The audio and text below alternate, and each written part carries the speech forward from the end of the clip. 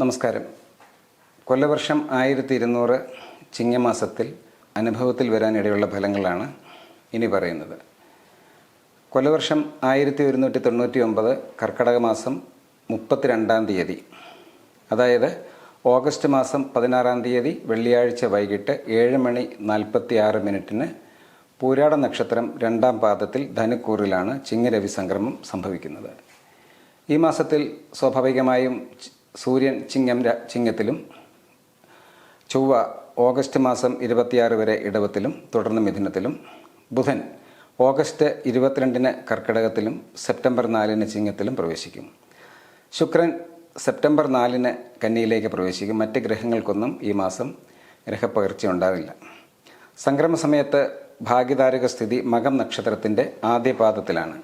അതനുസരിച്ച് stellar astrology കൂടി ഉൾപ്പെടുത്തി ഗണിച്ചെടുത്ത ഫലങ്ങളാണ് ഇവിടെ ചേർക്കുന്നത്. പൊതുവായിട്ടുള്ള ഫലങ്ങളാണ് ഇനി പറയുന്നത്. ഓരോ വ്യക്തിയും ജനിച്ച ജനന സമയം, ലഗ്നം, അവരുടെ ദശ അപഹാരകാലങ്ങൾ, ചാരവശാൽ അനുഭവിക്കുന്ന ഫലങ്ങൾ, ഇവയെല്ലാം അനുസരിച്ച് ഈ ഫലങ്ങളിൽ ഏറ്റക്കുറച്ചിൽ ഉണ്ടാകാമെങ്കിലും പൊതുവായി എല്ലാവർക്കും ഓരോ നാളുകാർക്കും കൂടുതലായി അനുഭവത്തിൽ വിടാനിടയുള്ള ഫലങ്ങളാണ് ഇനി പറയുന്നത്.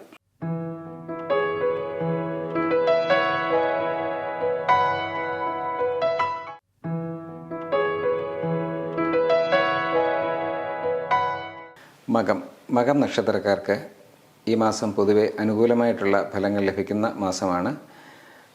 ഏർപ്പെടുന്ന കാര്യങ്ങളിലൊക്കെ വിജയം കൈവരിക്കാം.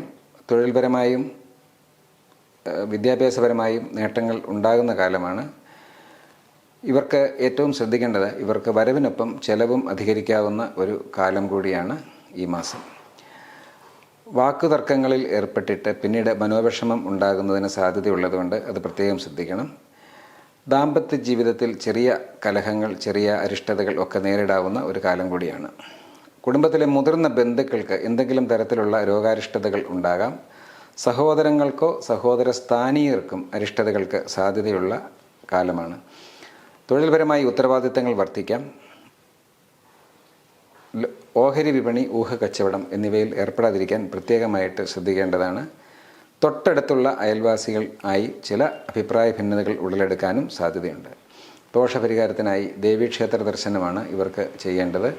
ദേവീക്ഷേത്രത്തിൽ ദർശനം നടത്തി ഭഗവതി സേവ നടത്തിച്ച് തൊഴുന്നതും, ദേവീക്ഷേത്രത്തിൽ സാധിക്കുന്ന തിങ്കളാഴ്ചകളിൽ തൊഴുത് പഞ്ചദുർഗാമന്ത്ര പുഷ്പാഞ്ജലി നടത്തിക്കുന്നതും ഇവർക്ക് വളരെയധികം ഗുണാനുഭവങ്ങൾ നൽകുന്ന കാര്യമാണ്.